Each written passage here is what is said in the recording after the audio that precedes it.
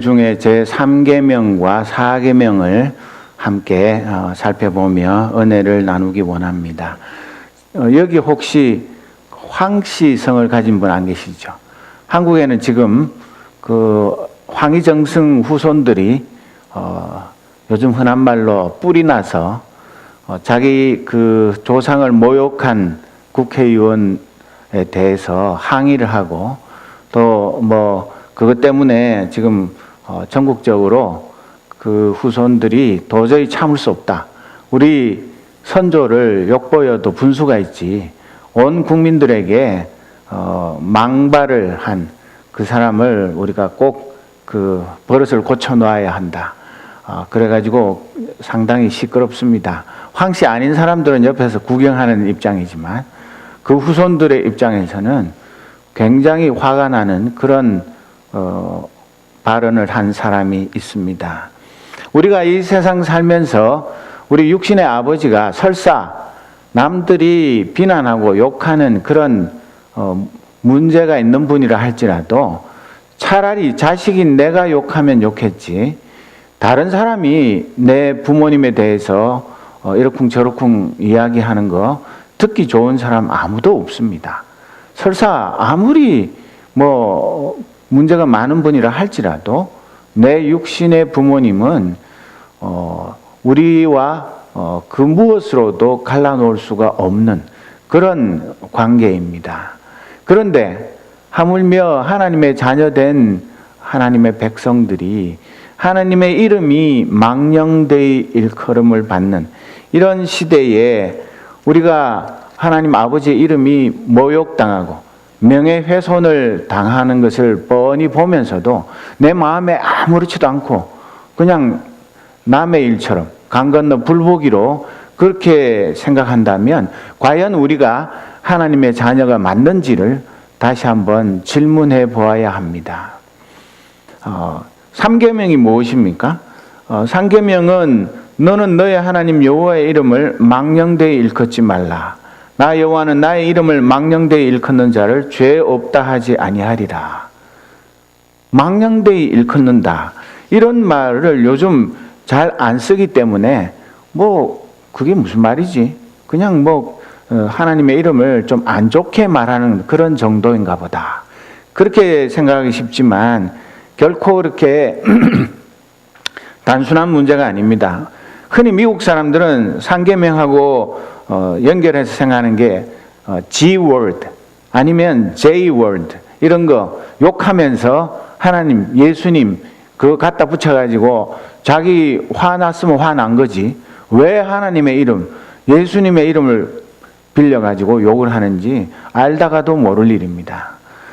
그런 거 안 하면 난 괜찮다. 오 마이 굿니스. 그렇게 하면 뭐 망령되이 일컫는 것도 아니고 뭐 어때? 내가 언제 뭐 하나님 이름을 욕을 했어? 뭐 어쨌어? 그렇게 생각하면서 뭐 나는 3계명은 무사 통과다. 그렇게 쉽게 생각할지 모르지만 물론 당연히 G-word나 J-word 이런 거는 쓰는 사람 자신이 얼마나 천박한 사람인가를 스스로 드러내는 그런 일이지만 우리가 그런 말을 안 쓴다고 해서 그러면 이 3계명과 아무 문제가 없는가? 그렇지는 않습니다. 요즘 잘 안 쓰는 이 망령되이라는 말이 무슨 뜻인가? NASB에는 You shall not take the name of the Lord your God in vain 그렇게 번역을 해놨습니다. 헛되이 쓰지 말라고 그렇게 말하고 메시지 바이블에는 조금 더 풀어서 써놨는데 No using the name of God, your God in curses or silly banter 그렇게 번역을 했는데 한국말로 메시지 구약을 번역한 걸 보면 하나님 너희 하나님 이름을 저주하거나 실없이 농담을 하는데 사용하지 마라. 나 하나님은 그 이름을 경건하지 못한 일에 사용하는 것을 참지 않을 것이다. 그렇게 말했습니다. 우리 옛날 번역에도 나 여호와는 나의 이름을 망령되이 일컫는 자를 죄 없다 하지 아니하리라. 그 말이 뭡니까? 죄가 틀림없이 있고 그 죄의 대가를 치르게 할 것이다. 그것을 강조하는 말로 그렇게 쓴 것입니다. 죄 없다 하지 아니하리라. 죄가 분명히 있다는 것이죠. 그러니까 뭐 무심결에 한 말, 그걸 다 말꼬투리를 잡고 시비를 거는가, 그렇게 생각할 것이 아니라 이 하나님의 이름, 하나님의 그 이름 속에 담겨 있는 그 영광, 그 거룩함, 그 위대함, 그런 것들을 피조물인 사람들이 함부로 말하거나 그 영광을 더럽히거나 짓밟는 것, 그런 것을 하나님은 미워하신다는 것입니다. 우리 형법에도 모욕죄가 있고 명예훼손죄가 있습니다. 그게 한국에서 요즘 너무 남용되어서 문제고, 아무거나 무조건 걸어서 명예훼손이라고 그걸 가지고 고소 고발을 남발해서 사람들을 입을 막는 그런 잘못이 있지만, 그런 차원이 아니라 오늘 이 삼계명에서 하시는 말씀, 그래서 웨스트민스터 대교리문답 112문에 제3계명에 요구된 것은 무엇인가? 그 답이, 제3계명이 요구하는 것은 하나님의 이름, 그의 칭호, 속성, 규례, 말씀, 성례, 기도, 맹세, 서약, 추첨은 제비뽑기, 그 역사와 그 외에 자기 자신을 나타내시는 것은 무엇이든지 거룩하고 존경하는 마음으로 사용하여야 한다. 또 하나님의 영광과 우리 자신을 위하여, 자신과 남들의 선을 위하여 거룩한 고백과 책임 있는 담화로서 거룩하게 또는 경외함으로 생각하고 명상하고 말하며 글을 써야 한다. 그렇게 말합니다. 옛날 왕정시대 같으면 왕의 이름을 함부로 부르거나 왕을 욕하면 어떻게 됩니까?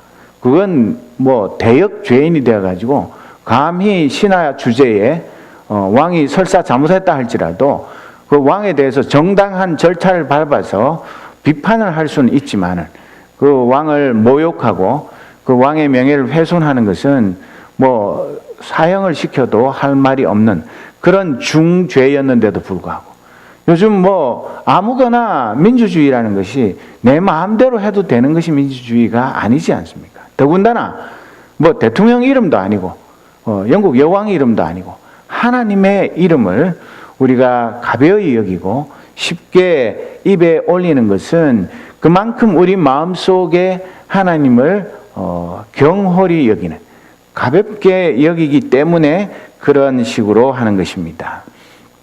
그래서 여기 망령되다는 말은 옛날에 우리 한국에서 한동안 유행했던 표어가 있었는데, 아시는 분들 잘 아실 것입니다. 약 좋다 남용 말고 약 모르고 오용 말자. 들어보신 적 있습니까? 한 번쯤은 다 들어보셨을 것입니다. 그러니까 이 약 때문에 많은 문제가 생기니까 그런 표어가 등장했었는데, 그와 마찬가지로 나의 하나님 여호와의 이름을 남용, 오용, 이용, 악용하지 말라는 명령이 이 제3계명의 핵심입니다.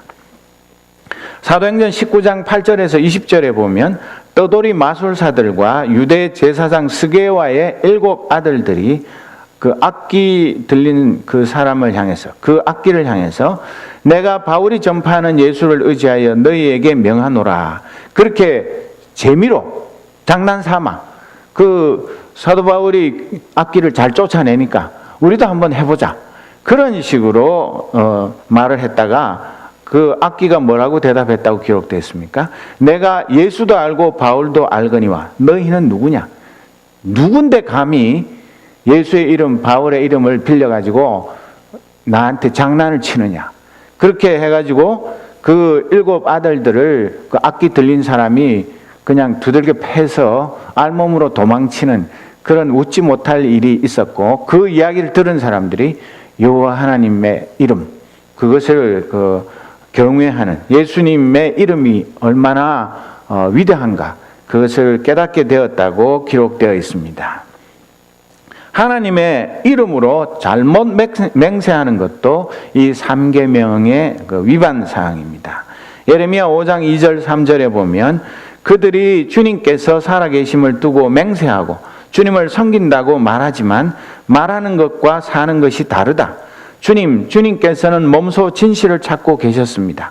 주님께서 그들을 때리셨어도 그들은 정신을 차리지 않으며 주님께서 그들을 멸망시키신 것인데도 그들은 교훈받기를 거절합니다. 그들은 얼굴을 바위돌보다도 더 굳게 하고 주님께로 돌아오기를 거절합니다. 그렇게 말하고 있습니다. 이스라엘 백성들이 하나님의 말씀을 순종 안 하고 하나님을 거역하고 제멋대로 살면서도 하나님 앞에 함부로 맹세하고 우리는 하나님의 자녀다. 택한 백성이다. 우리는 하나님 영광을 위해서 살아간다. 말은 청산유수로 하고 또 하나님의 이름으로 툭하면 맹세는 하면서도 그 맹세를 전혀 지키지 않고 지킬 생각조차 없는 그런 것을 이 선지자가 고발하고 있습니다. 예수님도 이 땅에 계실 때 마태복음 5장 33절에서 37절 산상설교 중에 보면 도무지 맹세하지 말라. 오직 너희 말이 옳다 옳다 아니라 아니라 하라. 이에서 지나는 것은 악으로부터 나느니라. 그렇게 말씀하셨습니다. 우리는 그냥 나는 별로 맹세 같은 거 잘 안 해. 그러니까 맹세하고 나하고는 별 상관이 없어. 그렇게 생각할지 모르지만 우리가 잘 생각해 보면 일상생활 가운데 사소한 내가 미처 다 기억을 못해서 그렇지 쉽게 이런저런 맹세를 하는 경우들이 있습니다. 조금 전에 인용한 이 마태복음에 있는 말씀은 예수님께서 아무 종류의 어떤 맹세도 하지 말라 그런 이야기는 아니고 헛된 맹세를 하지 말라고 교훈하신 것입니다.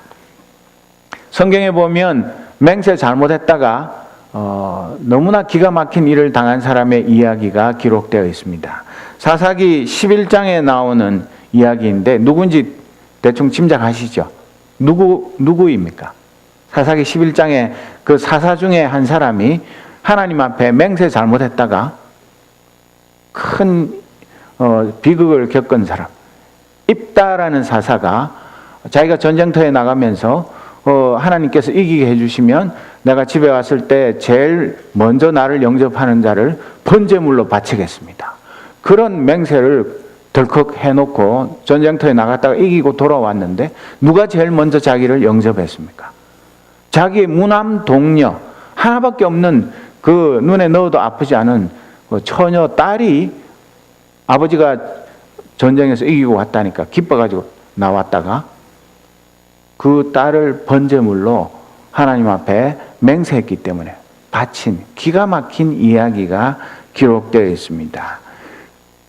그런 것을 볼 때에 이 함부로 하는 맹세가 얼마나 무서운 것인가. 그것을 우리가 영적으로 교훈을 얻어야 하는데도 뭐 요즘 세상에 뭐 그런 일이 없으니까 그냥 뭐 맹세했다가 안 지키면 취소하면 되는 거지.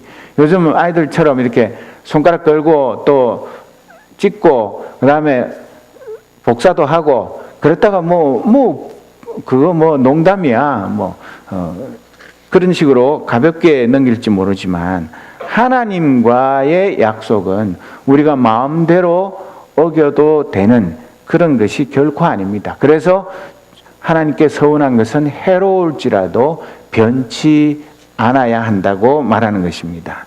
하이델베르크 소교리 문답 99문에 보면 제3계명에서 하나님께서 원하시는 것은 무엇입니까? 우리가 저주나 거짓 맹세 또는 불필요한 서약으로 하나님의 이름을 욕되게 하거나 잘못 사용하지 않는 것이며 더 나아가 침묵하는 방관자가 되어 그러한 두려운 죄에 참여하지 않는 것입니다. 오히려 하나님의 거룩한 이름을 두려워하고 존경하는 마음으로만 사용하여 우리가 하나님을 바르게 고백하고 부르며 우리의 모든 말과 행실에서 그분이 영광을 얻도록 하는 것입니다. 그렇게 설명하고 있습니다. 레위기 19장 12절에도 보면 너희는 내 이름으로 거짓 맹세함으로 내 하나님의 이름을 욕되게 하지 말라. 나는 여호와이니라. 그렇게 말하고 있습니다.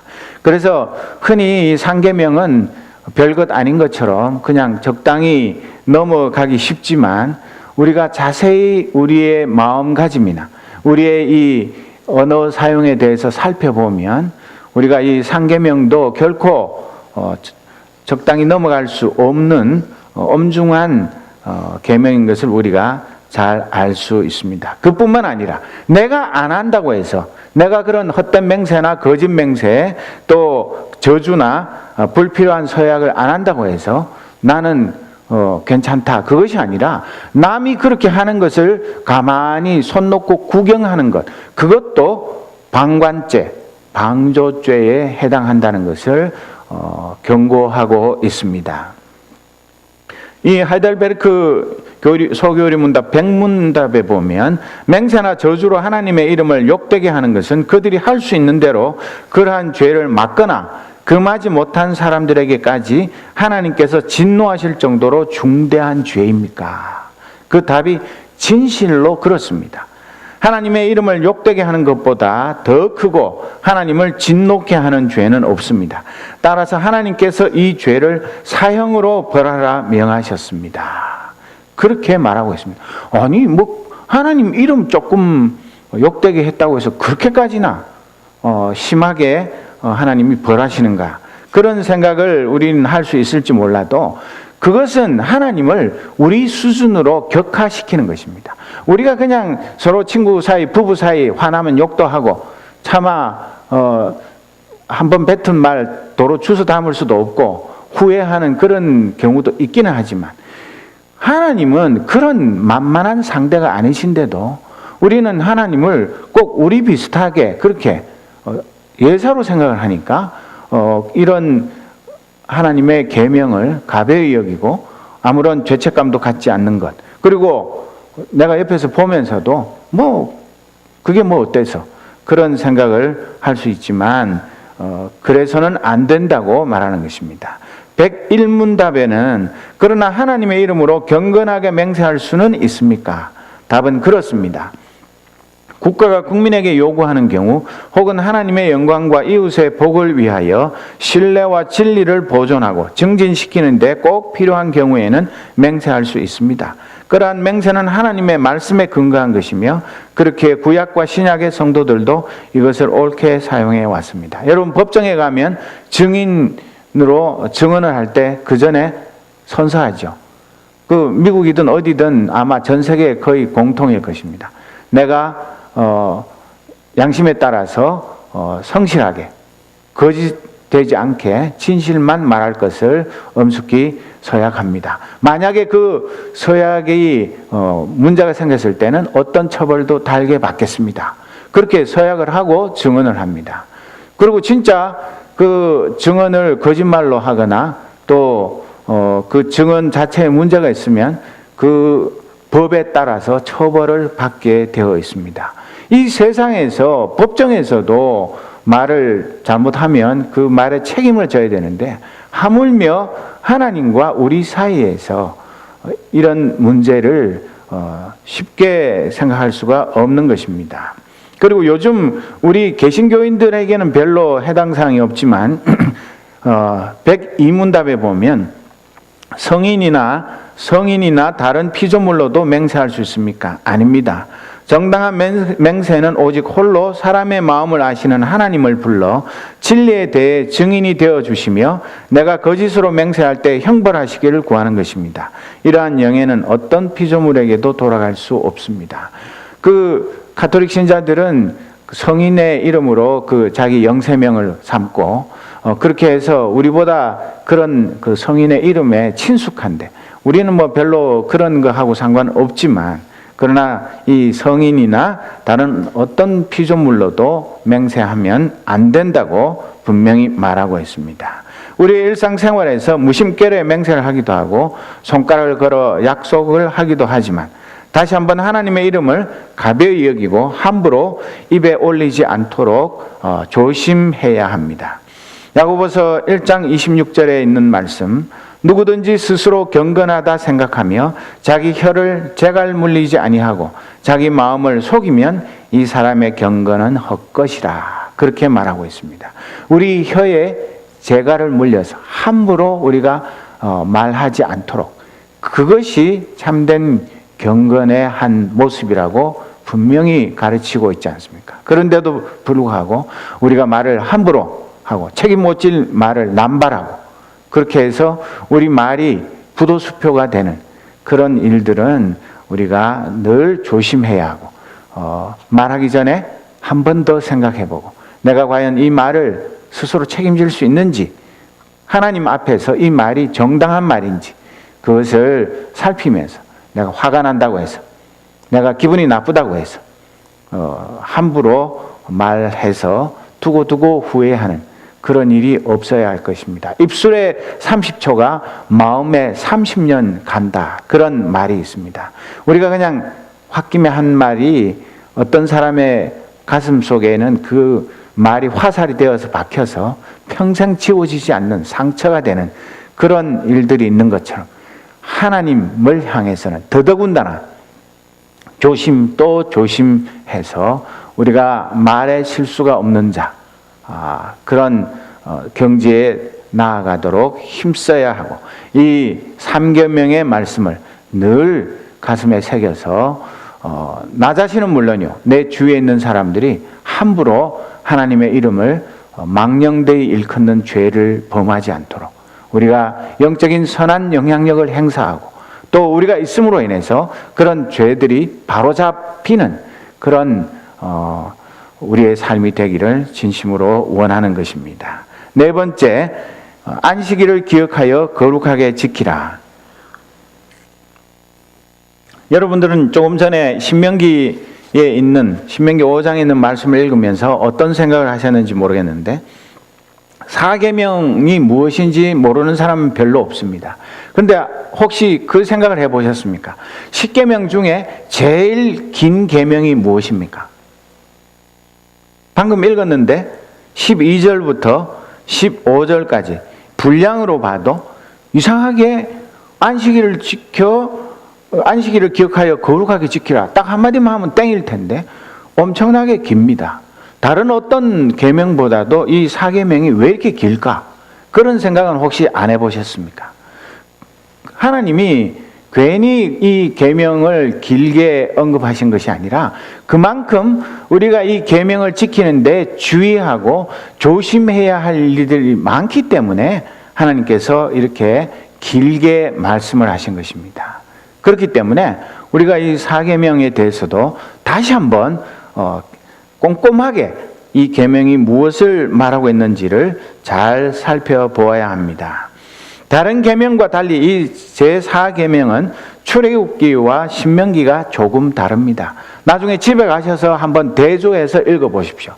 똑같은 계명인데 조금 다른 관점에서 접근을 하고 있는데, 출애굽기는 안식일을 기억하여 거룩하게 지키라고 명하고, 신명기는 안식일을 지켜 거룩하게 하라.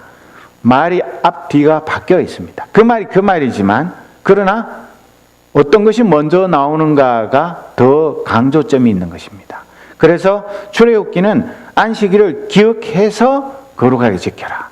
신명기는 안식일을 지켜서 거룩하게 해라. 그것은 이 출애굽기에 나오는 십계명과 신명기에 다시 한번 십계명을 선포한 시점이 다르고 이스라엘 백성들이 받는 그 상황이 다르기 때문에 그렇게 기록되어 있습니다.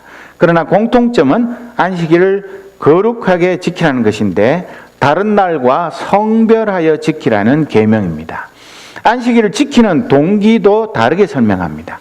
출애굽기는 일과 쉼의 관점에서 안식일의 의미를 찾습니다. 신명기는 구원과 해방의 관점에서 안식일을 지키라고 말합니다.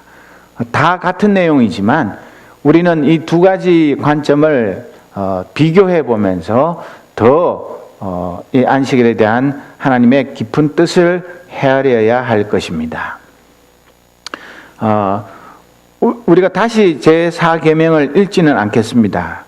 제4계명에서 요구되는 것이 무엇인가? 대개우리문답 116문답에 보면 제4계명이 모든 사람에게 요구하는 것은 하나님께서 말씀 가운데 지정하신 정한 날, 특히 7일 중에 하루 온 종일을 거룩하게 지키는 것이다.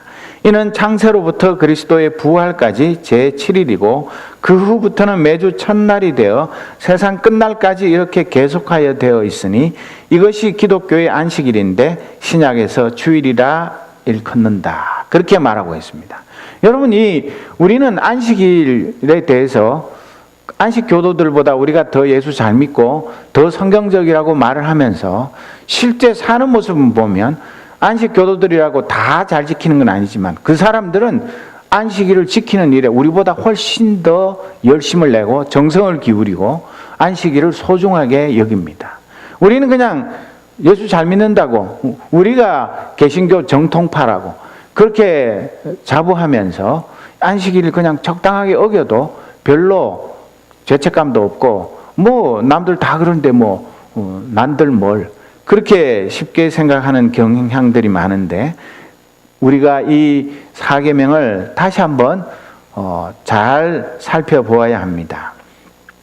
대교리 문답 117문답에는 안식일 혹은 주일을 어떻게 거룩히 지킬 수 있는가? 답은 안식일 혹은 주일을 거룩히 함은 온종일 거룩히 쉼으로 할 것이다.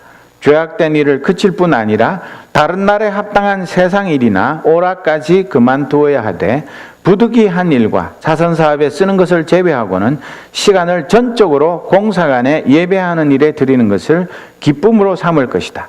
그 목적을 위하여 우리 마음을 준비할 것이며 세상 일을 미리 부지런히 절제 있게 조절하고 적절히 처리하여 주일의 의무에 보다 더 자유로이 또는 적당히 행할 수 있어야 할 것이다. 이 말씀의 깊은 뜻을 우리가 잘 헤아려야 됩니다. 내가 못 지키니까 부끄럽고 미안해서 얼른 넘어가려고 하지 말고 곰곰이 이 말씀을 또 씹고 또 씹어서 내가 혹시 적당히 넘어가고 있는 부분은 없는지를 잘 살펴보아야 합니다. 또 118문답에는 왜 가장과 기타 윗사람들에게 안식일을 지키라고 특별히 명령하였는가? 답은 특별히 가장과 기타 윗사람들에게 안식일을 지키라는 명령이 주어진 것은 그들 자신에게 안식일을 지킬 의무가 있을 뿐 아니라 그들의 통솔 아래 있는 사람들도 반드시 안식일을 지키게 할 의무가 있기 때문이며 그들의 일로 아랫사람들이 안식일을 지킬 수 없도록 방해하는 일이 흔히 있기 때문입니다. 하나님은 이렇게 자상하십니다. 그리고 우리의 연약함을 잘 아십니다. 그렇기 때문에 이렇게 안식일 계명이 길게 기록이 되어 있는데, 제4계명에서 금지된 죄는 무엇인가? 119문에 보면 제4계명에서 금지된 죄는 요구된 의무 중에 어느 것이라도 빠뜨리는 것과 의무를 부주의하고 태만하고 무익하게 이행합니다. 또 주일에 지쳐서 괴로워하는 것과 게으름을 피우거나 죄된 일을 하는 것이며, 또한 세상의 일과 오락에 대하여 필요 없는 일, 말, 생각 등을 하는 것으로 그날을 더럽히는 것이다. 우리는 그냥 안식일 주일 예배만 드리면 다 한 것처럼 생각하고 잘 지켰다, 오늘도 안식일 100점이야, 그렇게 생각할지 모르지만 결코 그렇게 말하고 있지 않습니다. 이것을 위반하는 것은 죄라고 이야기하고 있습니다. 그리고 120문답에 제4계명을 더욱더 잘 지키게 하려고 어떠한 이유가 부과되어 있는가? 제4계명을 더욱더 잘 지키게 하려고 부과된 이유는 하나님께서 7일 중 6일을 허락하셔서 우리 자신의 일을 돌보게 하시고 자기 자신을 위해서는 하루만을 남겨두신 이 계명의 공평성에 있으니 엿새 동안은 힘써 내 모든 일을 행할 것이나 라고 하신 말씀에 나타나 있다. 또 제7일은 너희 하나님 여호와의 안식일인즉 이라고 하셔서 그날의 특별성에 대해 하나님께서 주의를 촉구하신 데 있으며, 이는 엿새 동안에 나 여호와가 하늘과 땅과 바다와 그 가운데 모든 것을 만들고 제7일에 쉬신 하나님의 본을 받음에 있다. 하나님께서 이 날을 자기를 섬기는 거룩한 날로 거룩하게 하실 뿐 아니라 우리가 이 날을 거룩히 지킬 때 우리에게 복을 주시기로 정하심으로 하나님께서 이 날을 복되게 하신 데 있다. 그렇게 말합니다. 우리가 지난번에 제가 안식에 대해서 4번 연속 설교를 하면서 자세하게 말씀드렸지만, 이 안식일을 거룩하게 온전히 지키지 못하기 때문에 우리의 영적으로도 많은 손해가 있고 우리 육신도 엄청난 손해를 스스로 초래하고 있으면서도 그것을 깨닫지 못하는 경우가 많습니다. 우리가 먹는 음식, 우리가 입는 옷, 우리 일상생활의 것들은 얼마나 세심하게 잘 살펴서 조금이라도 손해되는 일이 없도록 그렇게 열심을 내면서 이 안식일에 하나님이 거룩하게 구별하여 지키기만 하면 복을 주시겠다고 약속을 하셨는데, 하나님이 복을 주시려고 준비를 하고 계시는데도 내가 그 복을 받을 그릇이 준비되어 있지 않으니까 그 복을 제대로 받아서 누리지를 못하는 것입니다. 안식일에 잡다한 세상 일들 때문에 많이 바쁘고 마음이 분주합니다. 예배도 처음부터 끝까지 온전히 딱 앉아서 집중해서 예배를 제대로 드리지 못하기 때문에 그냥 나중에 가서 집에 가서 바쁠 때 생략하고 비디오 동영상 보면 되지 뭐. 예배라는 것이 그렇게 나중에 아이들이 학교에서 공부하다가 부족한 거 있으면 EBS에 있는 강의 들으면서 보충 수업하는 그런 것이 아닙니다. 어쩌면 일생에 한 번밖에 없는 하나님이 나를 찾아오시고 나를 만나주시고 나에게 성령 충만한 은혜를 부어주시기 위해서 예비하신 그 결정적인 순간을 나의 부주의함으로, 내가 이 말씀, 이 계명에 충실하지 못함으로 놓치게 되는 그런 엄청난 실수를 범할 수도 있는 일인데도 우리는 이 세상의 어떤 사소한 일들을 하나님 앞에 온전히 예배하고 안식일을 거룩하게 지키는 일보다 더 귀하게 여겨서 이 예배를 제대로 드리지 못하는 그런 삶을 살 때 우리의 영혼이 얼마나 피폐하고 우리의 육신도 온전한 안식을 누리지 못해서 늘 피곤하고 힘든 그런 삶을 살게 되는지 모르는 것입니다. 또 아울러서 대교리문답 121문답에 보면 제4계명의 첫머리에 왜 기억하라는 말이 있는가? 제4계명의 첫머리에 기억하라는 말이 있음은 한편으로 안식일을 기억하면서 오는 유익이 크기 때문이다. 우리는 기억함으로 이 날을 지키려고 준비하는 일에 도움을 받는다. 안식일을 지킴으로 남은 모든 계명을 지키는 데 도움이 된다. 이 날을 통하여 창조와 구속, 이 두 가지 큰 은혜를 계속하여 감사히 기억함은 보다 더 좋은 일이기 때문이다. 다른 한편으로는 우리가 이 날을 흔히 잊어버리기 쉽기 때문에 기억하라고 하셨다. 오히려 다른 때에 합당한 일이라도 안식일에는 우리의 본래의 자유를 스스로 제재해야 한다.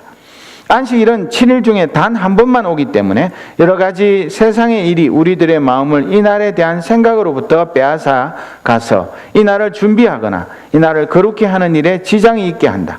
또 사탄은 별 수단을 다 써서 이 날의 영광을 말살시켜 버리려 하고 심지어 이를 기억하지도 못하게 하여 모든 비종교적 불경한 요소를 들어오게 하려 하기 때문이다.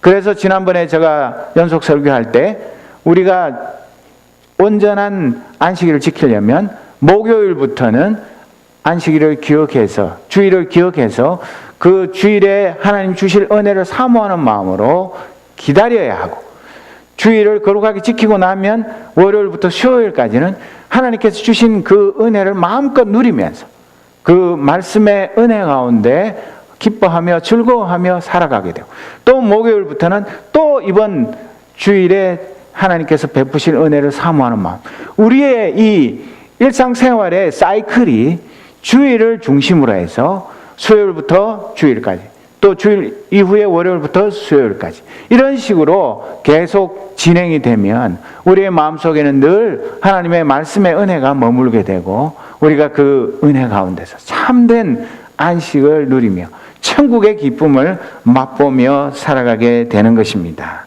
그리고 이 주일을 기억한다는 것은 시간의 주인이 사람이, 내가 아니라, 그리고 이 세상의 어떤 제도가 아니라 창조주 하나님이신 것을 기억하고 인정하고 시간의 주인의 뜻에 전적으로 따르는 일인 것을 우리가 알게 되는 것입니다.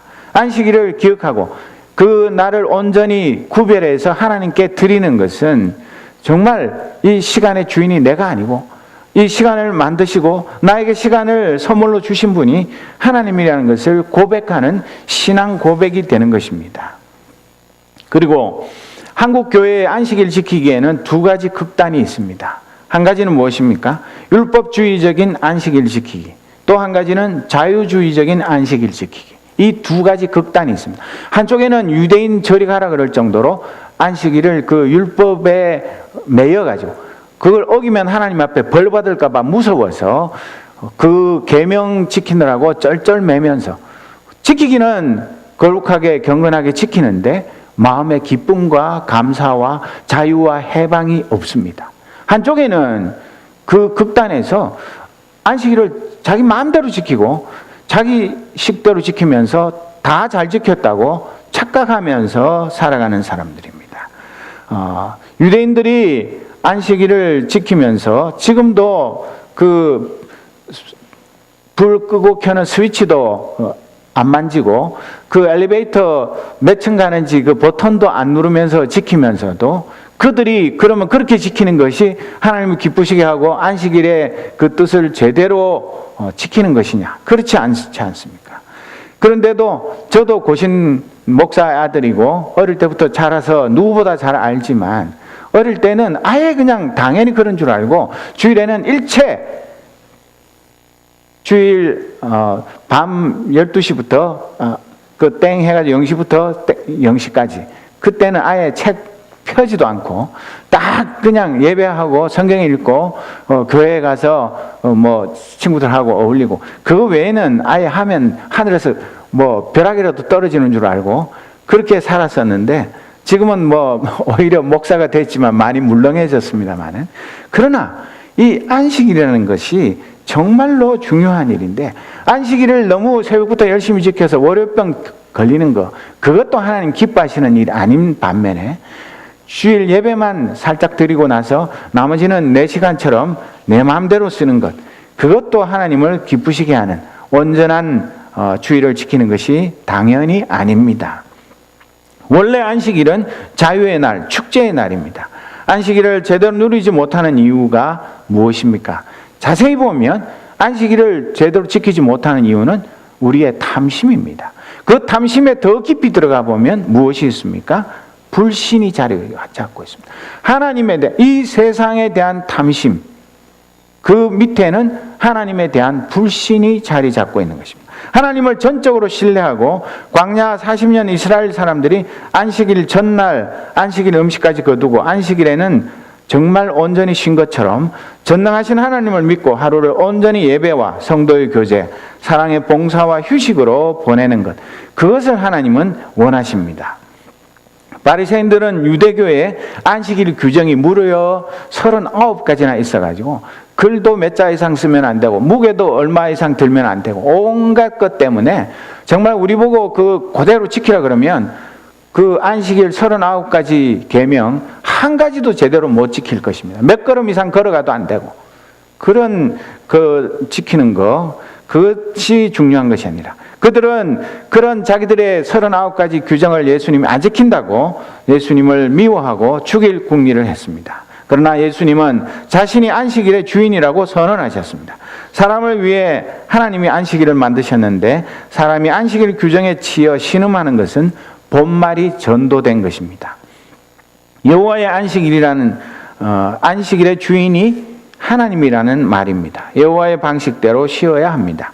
여호와와 함께 그분 안에서 그분이 주시는 참된 안식을 마음껏 누리며 영원한 안식의 세계를 맛보라는 초대입니다.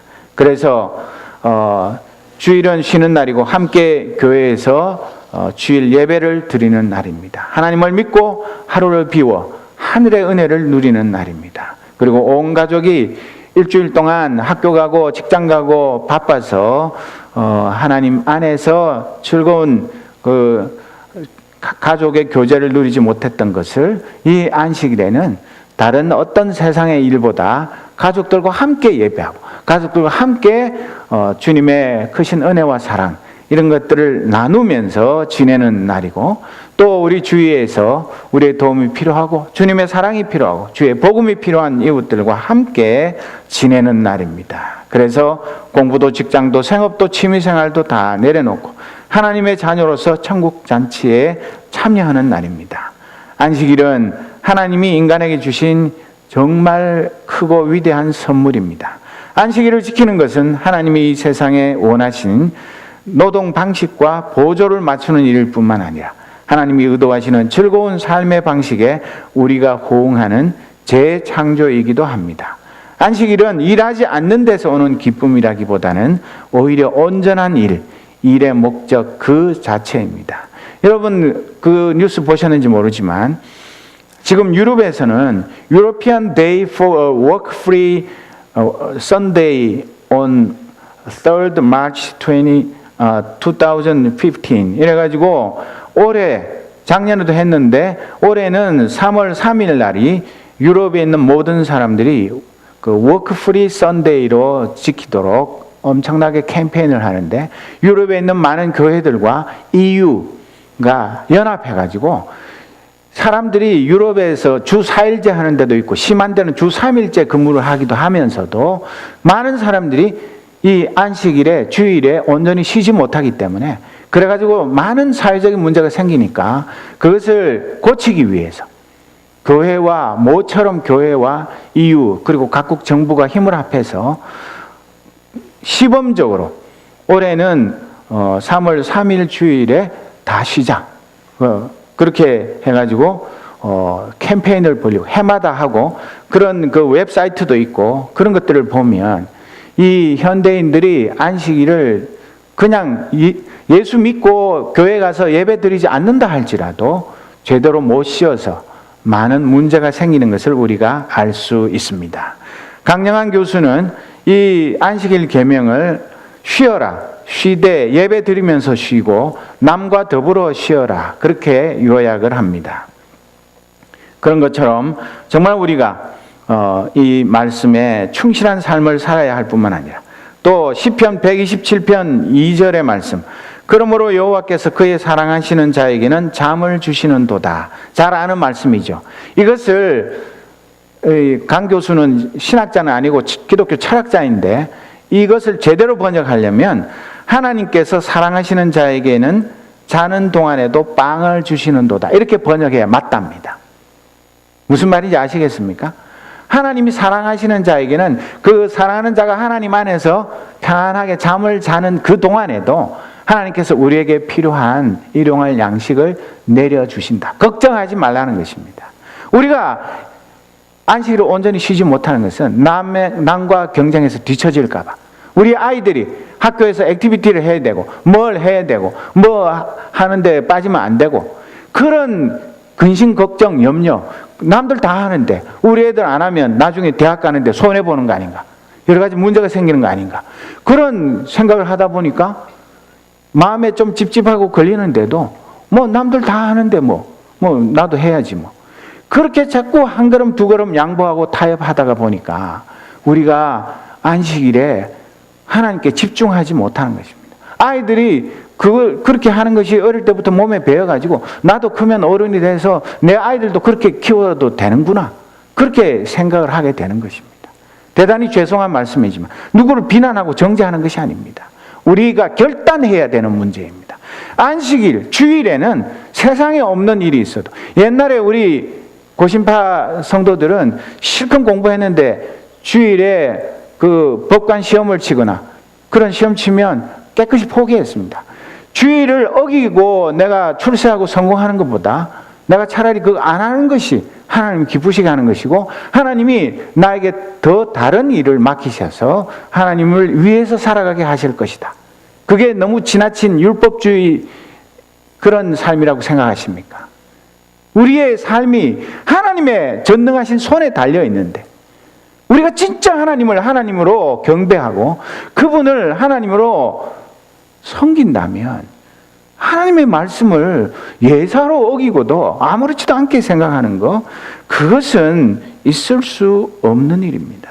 그래서 정말 우리가 다시 한번 나 자신을, 지금까지 우리가 주의를 지켜온 모습들을 정직하게 반성해 보면서 내가 오늘 이 순간부터라도 이 말씀에 충실한 삶을 살기 위해서 무엇을 고쳐야 할 것인가, 무엇을 회개해야 할 것인가, 그리고 나 자신부터 그리고 우리 온 가족들이 이 주일에 어떻게 하나님께서 예비하신 그 풍성한 복을 누리고 살 것인가, 그것을 다시 한번 깊이 생각하면서 나 자신의 삶을 정리하는 그런 시간이 있기를 진심으로 원합니다. 그래서 우리가 말로나 마음의 생각으로나 여호와 하나님의 이름을 망령되이 일컫기는커녕 그 하나님의 이름을 영화롭게 하고 그 하나님의 이름에 영광을 돌리는 삶을 살고, 우리가 있음으로 인해서 다른 사람들이 감히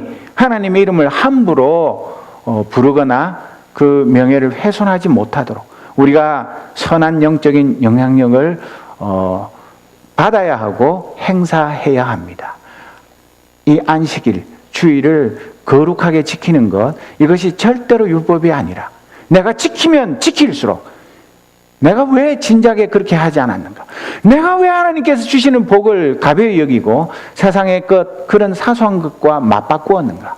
그런 후회하면서 정말 하나님이 이제부터라도 주일에 주시는 그 놀라운 축복이 엿새 동안의 일상생활 가운데도 임하고, 나 자신만 그런 것이 아니라 내 자녀들과 내 주위에 있는 이웃들에게까지 이 안식일을 거룩하게 지키는 자에게 주시는 축복이 흘러 넘치는 그런 은혜를 우리가 누리게 될 때에 우리가 이 3계명과 4계명의 말씀이 나에게 주신 하나님의 사랑의 메시지인 것을 깨닫고 더 하나님의 은혜에 감사하고 이 말씀을 기쁨으로 즐거움으로 받아서 순종하는 삶을 살게 될 것입니다. 이런 은혜가 우리 모두에게 넘치기를 주님의 이름으로 축복합니다. 기도하겠습니다.